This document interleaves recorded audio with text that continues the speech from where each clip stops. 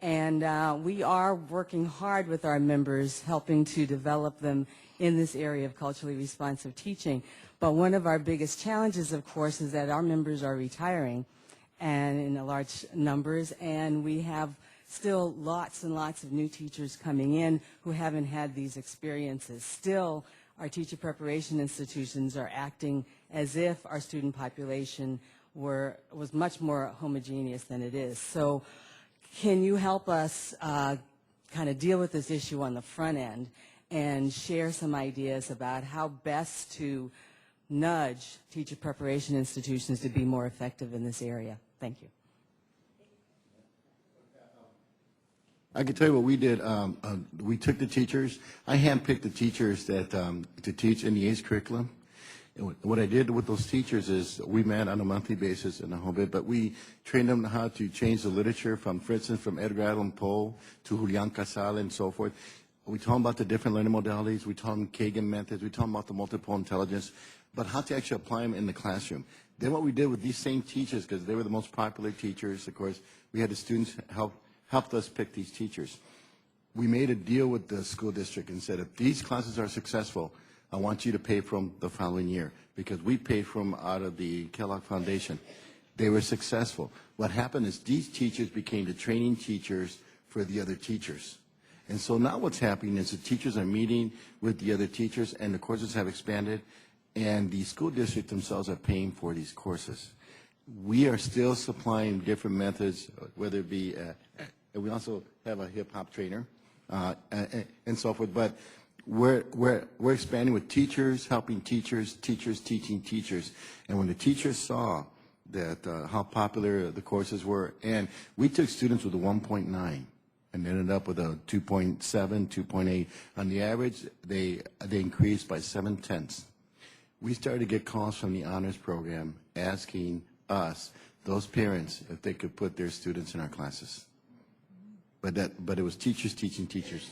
Dr. Dembo, we're gonna. As you said, it has to be something that is in higher education, and it's a two-way street, because we already have teacher, what do they call it when teachers go in, student teachers, but we're not adequately preparing them, and the school district is not adequately intervening. And I'll give you an example. We have a young man who works for me, Rashid Johnson. He teaches at American University. He has 2 master's degrees. He's been a principal in D.C.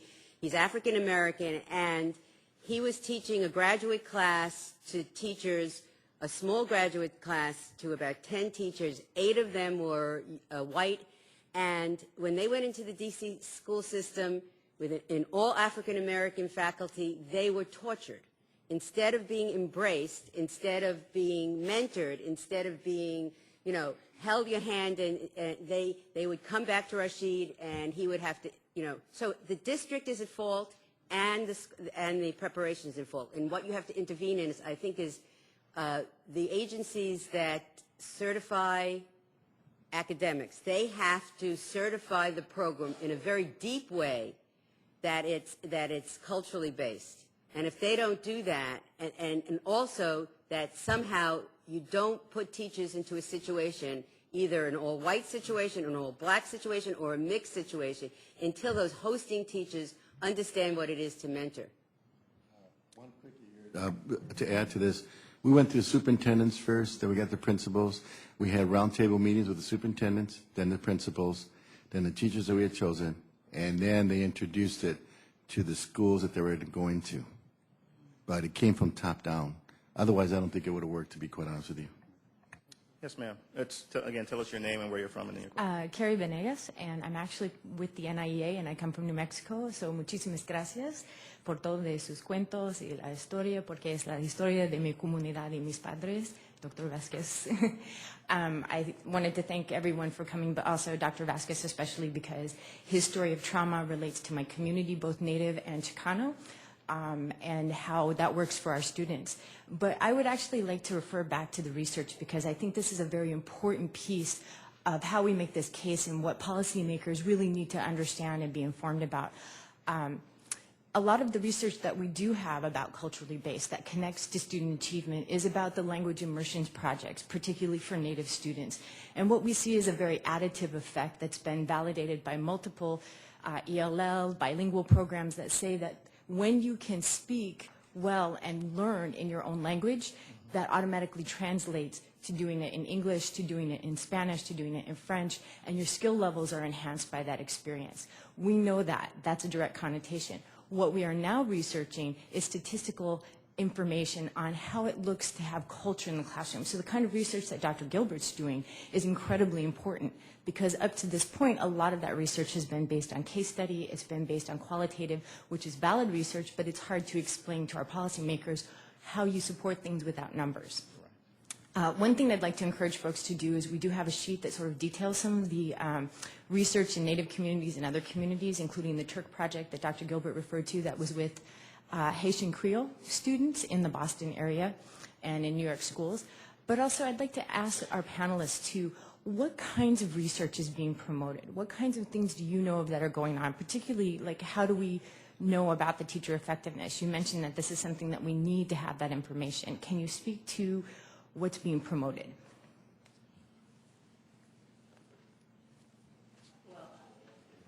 Go ahead.